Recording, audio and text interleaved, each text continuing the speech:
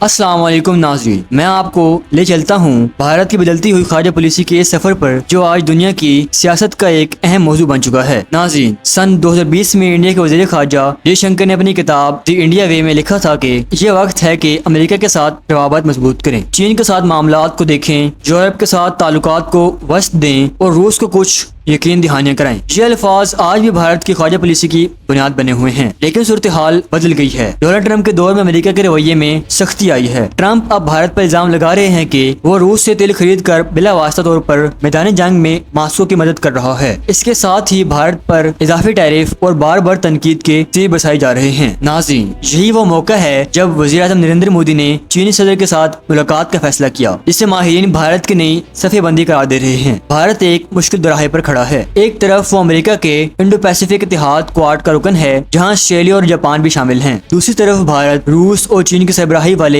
Shanghai تعاون تنظیم یعنی SCO کا بھی حصہ ہیں، جسے واشنگٹن کے مقابلے میں کھڑا بلاک سمجھا جاتا ہے۔ اس کے ساتھ ساتھ بھارت اسرائیل، امریکہ اور متحدہ عرب امارات پر مشتمل 12U2 کا بھی حصہ ہیں اور فرانس و امارات کے ساتھ سہ فریقی گروپ میں بھی موجود ہیں۔ یعنی بھارت اس وقت کئی کھیل کھیل رہا ہے اور ہر کیمپ کے ساتھ قدم ملا کر چل رہا ہے۔ ناظرین، یہاں ایک اہم سوال یہ ہے کہ بھارت یہ سب کچھ کیوں کر رہا ہے؟ اس کا جواب ہے اسٹریٹجک خود مختاری۔ بھارت چاہتا ہے کہ وہ کسی ایک بڑی طاقت کا بوجھ نہ اٹھائے، بلکہ سب کے ساتھ تعلقات رکھ کر زیادہ فائدہ لیں۔ لیکن حقیقت یہ ہے کہ بھارت کی 4 خرب ڈالرز کی معیشت امریکہ کی 30 خرب اور چین کی 18 خرب کی معیشت کے مقابلے میں ایک چھوٹا حصہ ہے۔ بھارت دنیا کا دوسرا سب سے بڑا ہتھیار خریدار ہے، لیکن سب سے بڑے برآمد کنندگان میں شامل نہیں، یعنی دفاعی طاقت کے لیے ابھی بھی وہ درآمدات پر انحصار کرتا ہے۔ ناظرین، بھارت اور چین کے تعلقات 2020 کے سرحدی تنازع کے بعد خراب ہوئے، لیکن آج بھی دونوں ممالک کے درمیان 99 ارب ڈالرز کا تجارتی خسارہ ہے، جو بھارت کے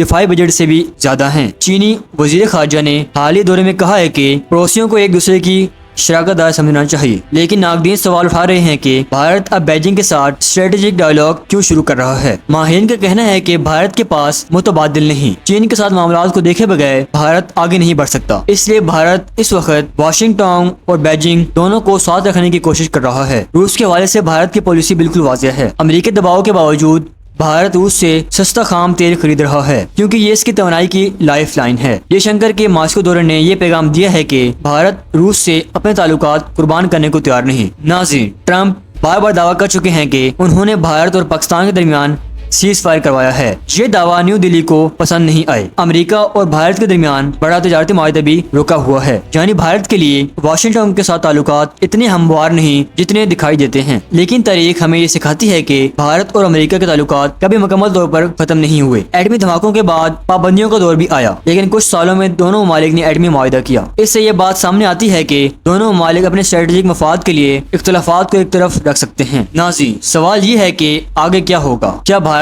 امریکہ کو ترجیح دے گا تاکہ چین کو محدود کر سکیں، یا پھر روس اور چین کے ساتھ بڑھتے ہوئے تعلقات اسے ایک نئے عالمی بلاک میں لے جائیں گے؟ کچھ ماہرین کہتے ہیں کہ بھارت کے پاس سب سے بہتر راستہ یہی ہے کہ وہ صبر کرے، دباؤ برداشت کرے اور وقت گزرنے کا انتظار کرے، کیونکہ عالمی سیاست میں طوفان آتے رہتے ہیں، لیکن مفاد پر مبنی شراکت دار آخر کار واپس آ جاتے ہیں۔